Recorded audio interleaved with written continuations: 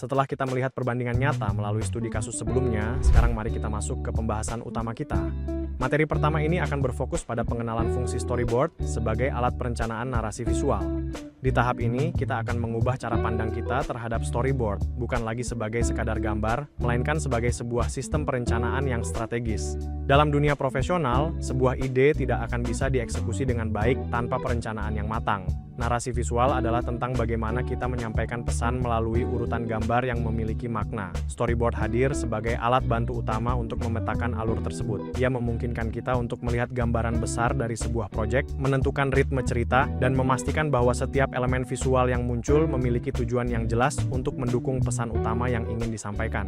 Fungsi utama storyboard di sini adalah untuk meminimalisir ambiguitas. Tanpa perencanaan visual, kata-kata dalam naskah seringkali diterjemahkan secara berbeda oleh setiap orang. Dengan storyboard, kita menciptakan satu standar visual yang sama. Hal ini tidak hanya mempermudah tim kreatif dalam bekerja, tetapi juga memberikan rasa aman kepada klien atau pemangku kepentingan bahwa proyek tersebut berada di jalur yang benar. Oleh karena itu, memahami fungsi storyboard sebagai alat perencanaan adalah langkah awal bagi kalian untuk menjadi kreator yang efisien.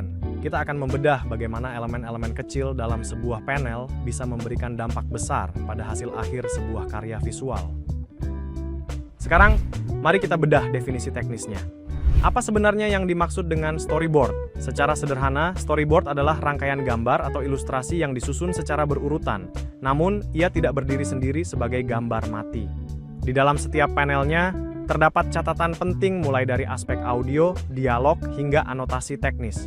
Tujuannya adalah untuk memvisualisasikan alur suatu produksi audiovisual secara utuh sebelum proses syuting atau animasi benar-benar dimulai. Jika kita menilik sejarahnya, konsep storyboard ini bukan hal baru. Teknik ini pertama kali dipopulerkan oleh Walt Disney Studio pada awal tahun 1930-an untuk produksi kartun ikonik mereka, Mickey Mouse. Seiring berjalannya waktu, penggunaannya berkembang pesat. Kini, storyboard tidak hanya digunakan untuk menggambar karakter, tetapi juga untuk mengontrol tata kamera, menentukan blocking aktor, hingga merencanakan penempatan efek visual yang kompleks. Secara filosofis, storyboard berfungsi sebagai jembatan yang sangat kuat antara ide naratif yang mungkin masih bersifat abstrak di kepala kita dengan realisasi teknis di lapangan. Baik itu untuk pembuatan film layar lebar, iklan komersial, animasi, maupun konten digital yang kalian buat untuk media sosial. Dengan adanya storyboard, sebuah cerita tidak lagi hanya sekadar dibayangkan atau diperdebatkan secara lisan, melainkan sudah dapat dilihat, diuji, dan dievaluasi efektivitasnya sejak tahap perencanaan awal. Ini adalah langkah pertama untuk memastikan visi kreatif kalian bisa terwujud secara presisi.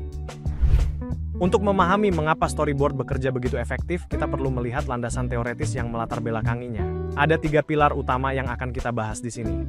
Pertama adalah konsep Grammar of Visual Design dari Kress dan Van Leeuwen.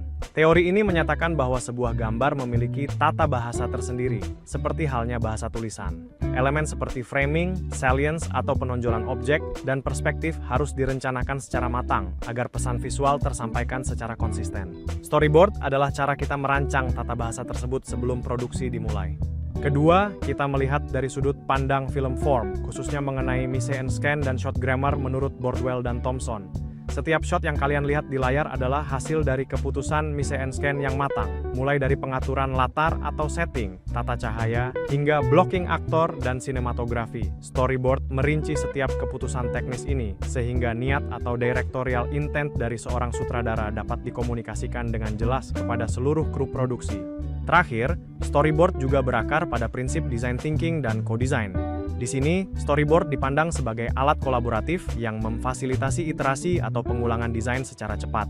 Ia berfungsi layaknya usability testing visual untuk memastikan alur cerita mudah dipahami sebelum biaya besar dikeluarkan. Dengan menyelaraskan pemahaman antar pemangku kepentingan, metode storyboarding secara ilmiah terbukti mampu menurunkan risiko kegagalan dalam proses pengembangan sebuah karya kreatif.